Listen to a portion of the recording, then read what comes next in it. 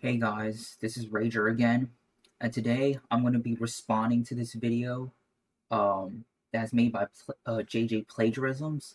He has this alternate channel called Forgotten Games where he also makes reviews on gaming videos, gaming franchises, and this isn't to start a drama or anything like that. This is just simply me responding to his bad take on supposedly Halo 2 ruining the franchise. So let's see what he's going to say.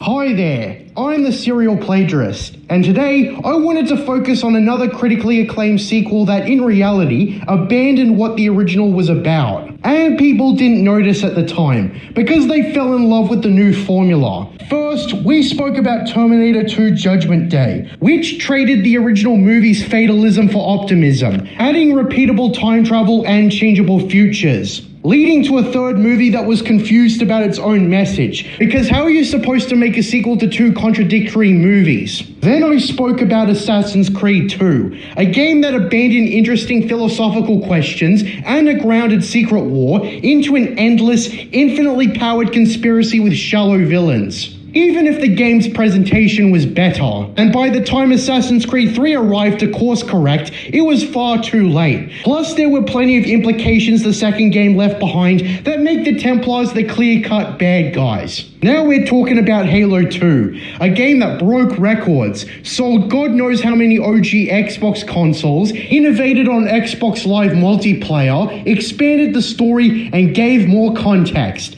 Yeah, well, you might not want to hear this, but thematically and narratively, Halo 2 has little in common with the original game, Halo Combat Evolved. Most people don't think of it that way, but just like the previous two videos, people just tend to apply the sequel's logic retroactively onto the original without analyzing what the original on its own was actually about. So first, I don't think you understand what the franchise is about. It's not retroactively applying to something, it's expanding the lore and the story of Halo. But alright, let's hear it, or hear his take. Find what Combat Evolved was, and how Halo 2 deviated too much. Now a disclaimer before we begin. This is about the campaign and story-based elements mostly. The gameplay is still fire, and an objective improvement over the original. Xbox Live is a genuine innovation, and nothing can take that away. So, in general, what is Halo Combat Evolved on its own actually about? Well, if you take the original game on its own terms, Halo Combat Evolved is about humanity stumbling across something older, more mythical, and ultimately far more terrible than itself. There is no political corruption, there is no ideological fanaticism, and there is no nuance whatsoever to the Covenant's genocidal war against humanity. The 20 years of war against the Covenant has only one meaning from the perspective of humanity: survival at all costs. It's explicitly referenced in the original game that the Pillar of Autumn made a slip space jump from Reach, arriving at the Halo Ring, and that humanity went to great lengths to hide the location of humanity's capital, Earth. This plays into a message about survival, and this also extends to the main character, the Master Chief himself. In the original game, the Master Chief is not a savior or a traditional hero. He is an observer, caught between the conflict on the Halo Ring, and is the only one who manages to make it out alive at the end. Well, when you say he's an observer, I don't think that's fully accurate, because he actually does things to change the story. He's the literal protagonist of Halo. So calling him an observer is implying he's spectating the events of Halo, when in reality, he's the mascot, the protagonist of the franchise. You see how people already disagree with this video, but alright. Mystery is also a very big element of the original game. Topped with not knowing why the Covenant seeks to eliminate humanity as a whole, the Halo Ring itself plays into this. And even when we learn a little bit more, it's never the full picture. Halo Combat Evolved, as we all remember, also ends with the message that humanity has survived in a universe that does not favor it whatsoever. The original game is very utilitarian in general, and despite undoubtedly saving the human race and the galaxy, it can hardly be called a victory, because it wasn't. It was the cost of survival and the greater good. That's the thesis of the... Well, that is technically a victory. They stopped the Covenant and the Forerunners from firing the ring and preventing all extinction of life, that's technically a victory. You do realize there are such things as called Pyrrhic victories, where they win but at a huge cost. That's pretty much Halo Combat Evolved, a Pyrrhic victory for humanity. So, original game. Survival is the key theme, and as humanity on the ring gradually drop like flies, the Master Chief is left as the sole survivor. Now let's move on to Halo 2. In my opinion, Halo 2 revealed way too much about everything the universe was about. We learn immediately in the opening cutscene what the war was even about from the Covenant's perspective, and it's a sudden shift that doesn't fit the original game. In the original, we were never supposed to know why the Covenant wanted humanity gone, only that they did. And that is where the misunderstanding starts. You're saying that it was meant to be a mystery. I don't think that was the intention by Bungie developers at the time. At the time, they just wanted to tell a compelling story. The lore was in the background. Halo had a manual about the lore. Before you play Combat Evolved, you had a physical disc, because that's what game manuals used to do back then before, the internet fully maturing, but still. It was never meant to be a mystery. It only told a basic story, and because people liked Halo Combat Evolved, they made a sequel. That's why they had to flesh it out from the Covenant's point of view. I don't think you get the point of the Halo a trilogy, you know what I'm saying? Covenant were beyond human comprehension, except in the very opening of Halo 2, that mystery is eliminated. Throughout the perspective of the Arbiter, we learn exactly what the war is about, that religion is the very core of the Covenant to a fanatical extreme, and why they worship Halo. Halo 2 deliberately kills the mystery not just for the Covenant, but for absolutely everything. This includes the Forerunners and the Flood itself, as you might recall that the Flood are given a voice in the Gravemind, and I just realized this now, but in hindsight, it makes the Flood far less scary, because understanding why the Flood exists is far less impactful, and goes against the original game's thesis. Halo 2 is no longer about explicit survival. The story shifts to the politics of the Covenant, and through that, we get a story about the false salvation the Covenant is working toward. A lie that is eventually exposed and shatters the Covenant at its core into civil war. There's also what Halo 2 does to the Master Chief. Alright. I think you're not getting the point. Okay, JJ Plagiarism, this is not to insult or anything. It's just, okay. That's what a sequel does. It's supposed to expand on the story, the lore, and the world building. That's why you have to flesh out the antagonist's point of view. In the original, Bungie didn't even know if people liked Halo. That's why it was solely from the human's point of view. In the sequel, people liked Halo. That's why Bungie shows it from the Covenant's point of view. And the Arbiter. That's why you had that split campaign with the Arbiter missions. That was the point of the story. It wasn't like, oh, it was supposed to be a mystery all the time. No, that would have been boring. It was just Halo Combat Evolved again and again, where we just don't know more about the Covenant and the Flood. I don't think you thought this argument through. But okay. Chief himself. He's turned from a mythic hero into an important symbol of humanity, and you might have noticed that this only increases with each game. By the events of Halo Infinite, the main villain completely underestimates the perseverance and resilience of the Chief, and it's born from shifting the Master Chief's role in the story. Yes, I understand that he destroyed Halo, thereby saving all civilization in the galaxy, but the Master Chief was never a symbolic hero originally. People just got that impression because Halo 2 specifically shifted towards that perception. And again, it's something the franchise could never... No, it's not that he was shifted into a hero. That was always the plan. If you saw the development of Halo Combat Evolved, the future soldier prototype was like an earlier design of Master Chief. I just feel like he doesn't know what he's talking about, or just I don't know, he wasn't paying attention when he played Halo or something. I don't know. But that was the point. Master Chief is the protagonist. It was always meant that way. It's just the sequel expands on his heroics, hence the Battle of Earth and the Covenant invading, Earth.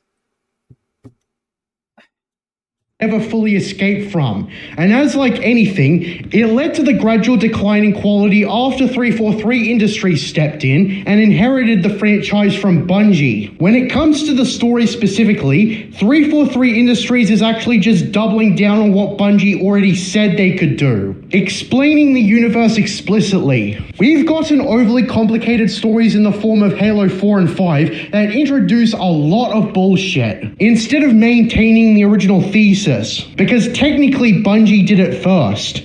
Now obviously Bungie managed the shift way better, but in all honesty, I don't blame 343 for interpreting Halo's overall story the way they did. By giving explanations for everything, Halo becomes a universe akin to Star Wars, with a fleshed out universe full of multi-generational history spanning thousands of years. That doesn't sound bad on paper, but it's not what Halo originally was. The original game showed far more restraint because explaining too much kills mystery and can overcomplicate. It wasn't always about mystery. I think that's the misunderstanding, or you missing the point, JJ Plagiarisms. The original story wasn't meant about mystery. It was about telling a simple story, a hero's journey, that humans were on the back foot and they had to destroy the ring to save all life. They just didn't have time to flesh out the antagonists, the Flood and the Covenant, because Bungie wasn't sure if people liked the franchise yet. That's why in Halo 2, they had to flesh it out. Otherwise, you would just have Halo combat evolve over and over and over again, look at the sequel trilogy. It's like they missed the point of the originals of Star Wars, Well, I'm going to talk more about Star Wars, but let's continue. The story. And to be honest, Halo was far more interesting when we didn't have all the answers. It's just as important to know what you keep in as much as you decide to keep out, because stories built on mystery can be effective in telling stories themselves. You don't always need to explain absolutely everything, because think about it, nothing Halo Combat Evolved established at the beginning is a mystery anymore. We know who the Forerunners are, why the Halo rings were made, the general full history of the Covenant, and that kills the original thesis, because the original game was built around us not knowing to preserve mystery. This isn't just as simple as Halo 2 expanding the universe naturally, because even sequels should still show restraint. People typically don't imagine Halo 2 being any other way, but in all honesty, it's a pretty rushed story. You've probably all heard about the tight development cycle mandated by Microsoft, and how they ultimately chose to do a cliffhanger ending to resolve everything. That ultimately led to Halo 3, which story-wise is literally just Halo 2 Part 2. Instead of a bona fide definitive Halo 3 that can stand alone, Halo 3 introduces no new concepts, characters, and really just exists to finish the story set up in Halo 2 rather than have its own backbone. A lot of trilogies fall into this trap, and Halo was no exception. Then after that, what exactly do we get? Halo Reach, which kills the mystery on how we got here. Halo 4, which overcomplicated the story and required a shitload of external material to be read. And after that, it never really recovered. We're stuck with Halo as it exists today because Bungie had too many ambitious ideas they weren't able to fully realize, and ended up saving half their story for another game. So while Halo 3... Well, they cut some of that ideas out due to time constraints and, like you said, the quick development cycle they had to do at the time. So it's technically not necessarily Bungie's fault, It's just 343 using ideas left over from Bungie. Sure, they created the idea, but it's not their fault because they didn't use the idea in the game. You know what I'm saying? Gameplay-wise is its own game. Story-wise, it's little more than part 2 of a previous game. And that's probably why, despite its impressive set pieces, Halo 3 has the weakest story of the original trilogy. Now, you probably don't want to hear any of this if you love Halo 2 and 3, but it's time to be objective. What audiences will accept is not always thematic consistency. Sometimes it is thematically consistent. It is, though. Halo 2 and 3 is thematically consistent to Combat Evolve. It's just now you see more of the war instead of just on one ring.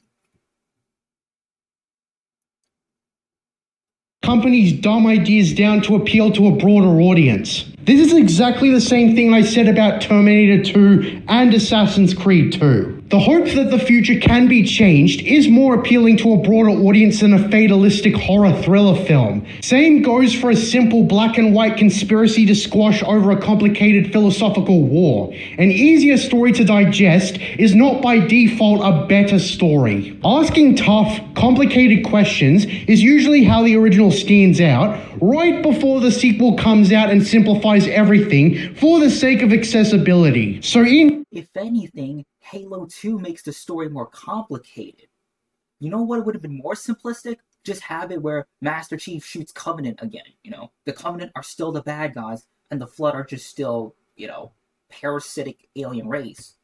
That would have been the easier, simplistic route. The fact that Bungie showed other perspectives, such as, the Arbiter's point of view, and you see the Gravemind, shows that's actually more complex, not less. I think you're thinking that Halo is supposed to be a horror franchise. That's not what Halo is about. Halo is a sci-fi franchise. Because he keeps on saying, oh, Halo CE is all about mystery.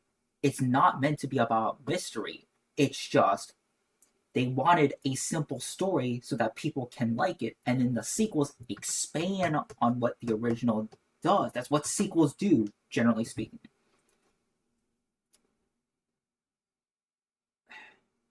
There's horror elements in Halo Combat Evolve, but it's not a horror game. Do you understand what I'm saying, JJ Plagiarisms? I don't know if we're going to watch this video, but in general, I have come to believe that Halo 2 does not tell the same kind of story as the original game. A thesis about survival is changed into a thesis about religious extremism and what salvation truly means. But they don't contradict each other.